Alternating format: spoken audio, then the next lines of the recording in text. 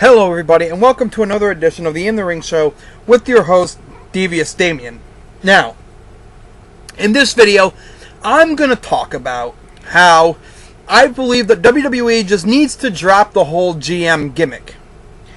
Now, here's the reason I say they need to just drop it.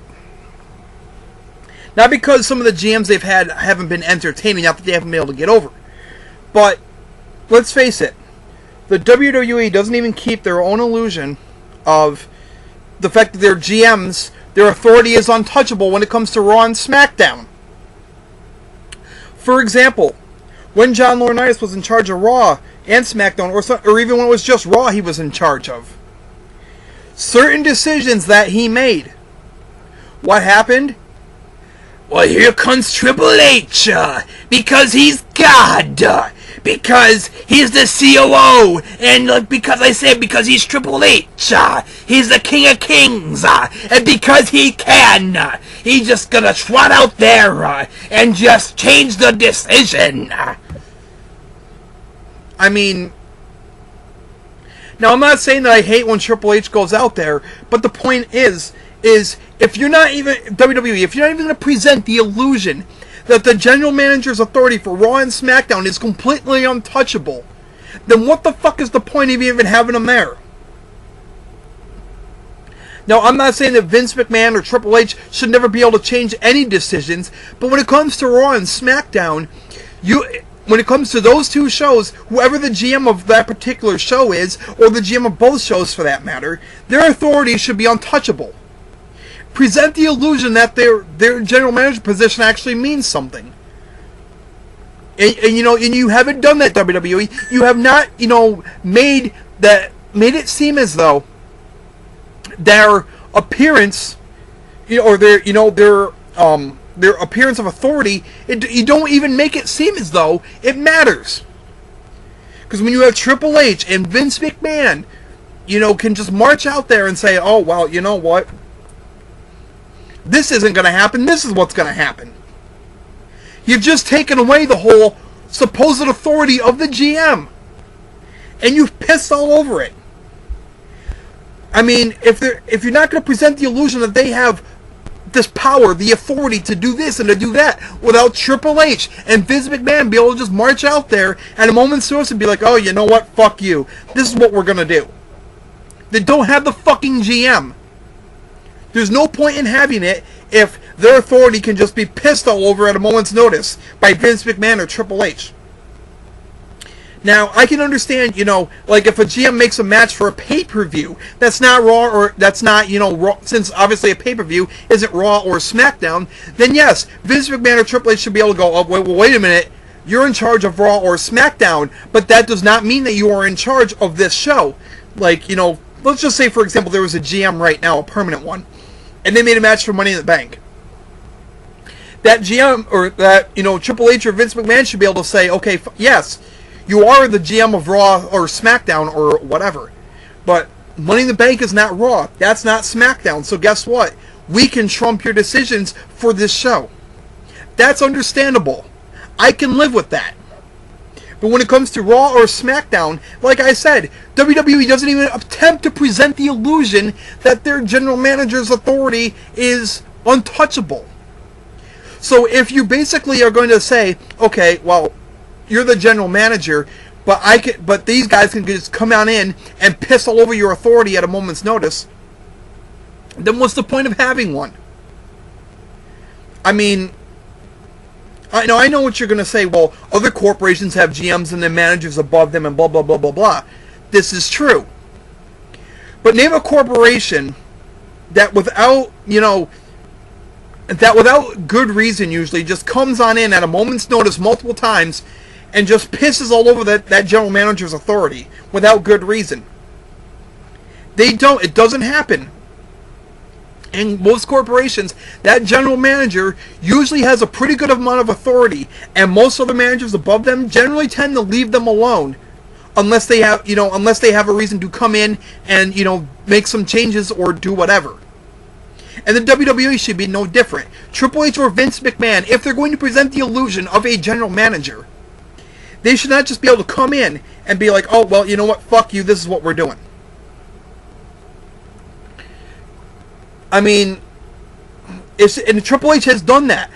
And it's not because granted I didn't like John Laurinaitis, but the point is, every time Laurinaitis made a decision that Triple H didn't like, oh, well, because he's Triple H, he's just going to come trotting right on out there. Now, I'm not saying he did it all the time, but the point is he did it enough times. Now, the only time I actually agreed with something Triple H did when it came to, stopping Laurinaitis was the whole contract thing. I do feel that, Laurinaitis should have had no say in the whole contract matter. Yes, that I do agree with that whole angle, but as far as when it comes to making matches, when it comes to, this guy getting a title shot on Raw, this guy getting a title shot on SmackDown, blah, blah, blah, blah, blah, that kind of authority, nobody should be able to touch. That's just my opinion.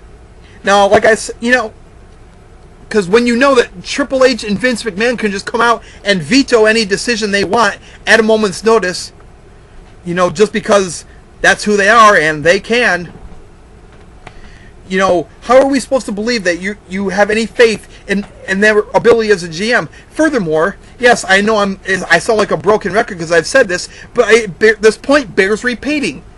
WWE, get your head out of your ass if you're going to have the GM position. Try to actually make us believe that this person has some authority. Don't just trot them out there like another on-air personality. Because that's how you treat the GMs. You don't try to make us believe they have any authority. To you, they're just another on-air personality. I mean, let's face it. I mean, for fuck's sake. And here's another... And you want even... more recent proof that the WWE pisses all over the GMs, doesn't even give them the illusion of some kind of authority? Zack Ryder was the general manager of SmackDown this coming week. And so I'm going to give you a few spoiler alerts here. Guess what Zack Ryder did not get to do? Because, once again, the GMs have no authority no matter what the WWE tries to make you think. As GM, you know what Zack Ryder should have been able to do? Oh, well, you know what? I'm going to pull you out of Money in the Bank.